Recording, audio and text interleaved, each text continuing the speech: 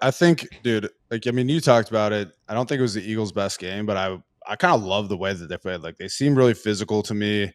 I think your comment about them like playing from behind, like they are much better with their running game when they play with a lead. Yep. And they're able to get back into it and play well. But like it was just a kind of a complete team win for the Birds. And that's what I like. Like to beat a good team like the Ravens, that's what you need. But like good special teams play. You know what I mean? Yeah, They're as opposed five to- as punts opposed down to they're underneath bad. the 20. Yeah.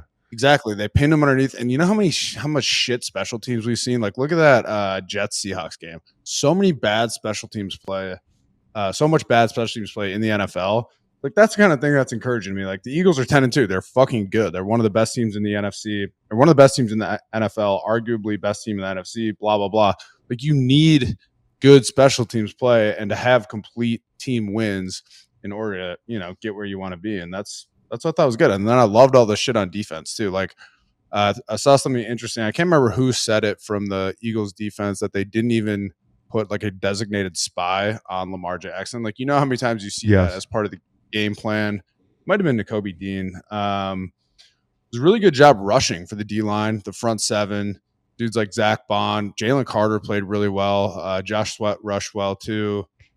But like to rush well, cage rush those dudes without a spy, like that's a pretty tall task. So I thought they did a really good job with that. And to be aggressive, Bo, you know how it is. You get in these games where you're like, the D-line coach is puckered up. He's afraid of the rush lanes, the whole thing. I thought for those guys to not only rush well, but aggressively and get Lamar on the ground at times, like that was a big – but the thing I wanted to bring up was Vic Fangio, man. Like this game – to me, hey, they did a good job against Cincinnati on the road. And like that turned out to be a really good thing to have as a pelt on the wall. It was like, hey, we're the last team to really slow this Bengals offense down, and we did it on the road, having just inserted a rookie into the lineup as our slot corner in Cooper DeJean. And you know how that changed everything. But I think Vic Fangio when he was signed as the coordinator, a lot of people said, hey, Vic's defense they figured it out in the NFL. It's tired. The guys in Miami didn't like him. Okay.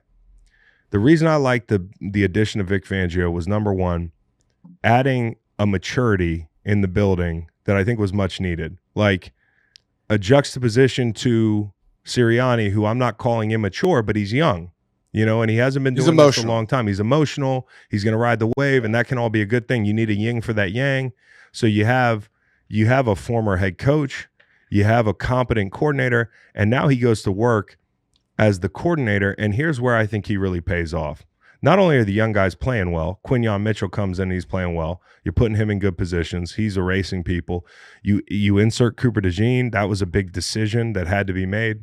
You've developed young players like Jalen Carter's playing his best ball right now, and maybe that's just the way it goes, but I think it helps to have Vic. He got a lot out of veterans like BG. To change Zack Baun from a guy who they were asking to do a whole lot of stuff in New Orleans to saying like, hey, we're gonna give you a home, to identify that home, give him the home, put him in the role that he's going to thrive.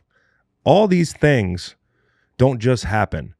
And I think, you know, the development of these guys and also putting them in positions where, you know, they didn't play a lot of man. There weren't bad matchups in this game from a micro standpoint.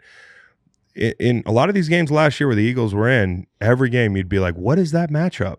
Mm-hmm. We didn't have those moments. And, you know, obviously you don't want your back turned to Lamar, but also just staying out of the bad matchups. I think he's brought that maturity, the development of players, the scheme, being able to develop your identity too from a scheme standpoint, changing who you are, insert people. And then in a big game like this, I don't think you win a game like this without a guy like that. There's a calm that comes over a defense when you got a guy like that calling the plays. And when Reed Blankenship goes out, you don't blink. Like, you know, somebody like that going out last year, and, you know, the margins were thinner, but I think they would have been in trouble. So I just wanted to give him a big shout out. The Eagles are, I think, 8-0 since Dom put on the headset, and I call him my Paisan. My vice Paisan, Don Vic Fangio, might be the other straw that stirs the drink with this whole group. We're paying attention to Saquon. We're paying attention. We should. And the offense. Hey, in the second quarter, when they just started force feeding A.J. Brown, they went to the RPOs. They go quarterback run, and then they finish the game off in 4 minutes, doing to the Ravens what the Ravens have been doing to everybody else. When the bully meets the real bully, that's a thing of beauty in the NFL.